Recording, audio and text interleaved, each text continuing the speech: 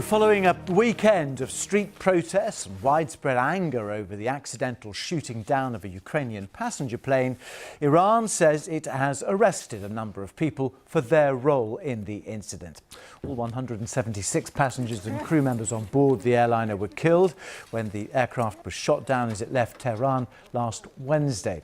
Well, President Hassan Rouhani has given a televised speech saying those responsible will be punished for what he called an unforgivable error.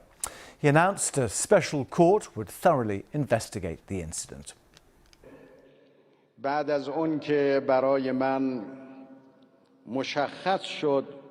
Immediately after it was made clear to me that the crash was because of a very painful and unforgivable mistake, I immediately instructed the officials to make this information public and tell the people.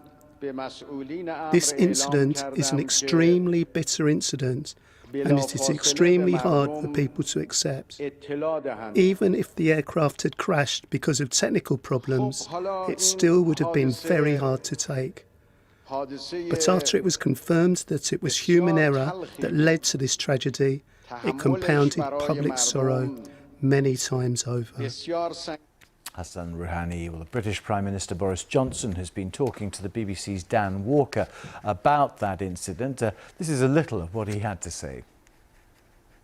The most important thing now is that tensions in the region calm down. And I was actually in Oman just at the weekend talking to people in the region, and they don't want a military conflict between the West and Iran. I don't want a military conflict between us, between the United States and Iran. Let's dial this thing down.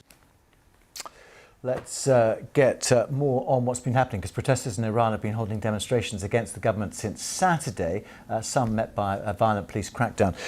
Caroline Hawley joins us from Beirut. You've been monitoring events there. Let's just start, if we may, Caroline, just with the arrests. Do we know who, how many? Well, we know what the judiciary are saying, and they are saying that there have been 30 people arrested for taking part in what they call illegal demonstrations.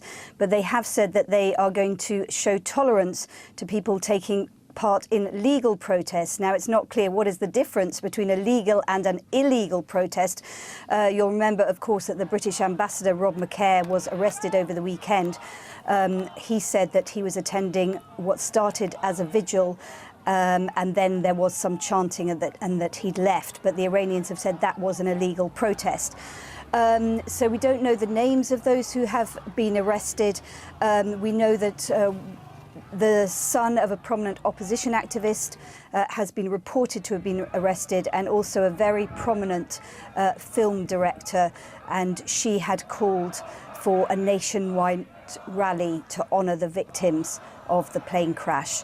The other thing to say, Tim, is that the judiciary said there had been some arrests over the plane crash, but they have not said who has been arrested, what level of official, and they have given no further detail on that. OK, in fact, that's what I was originally referring to. But when it comes to the demonstrations, are they still continuing in the numbers that we've seen in the past 2 or 3 days?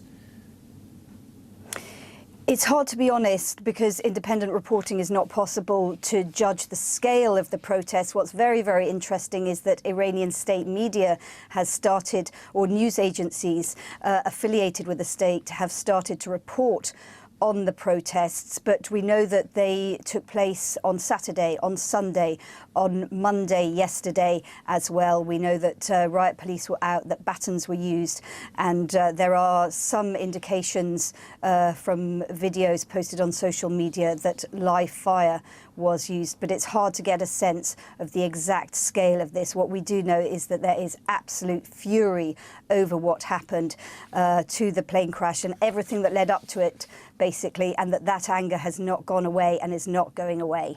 OK, Caroline, with the latest in Beirut, thank you very much indeed, Caroline Hawley.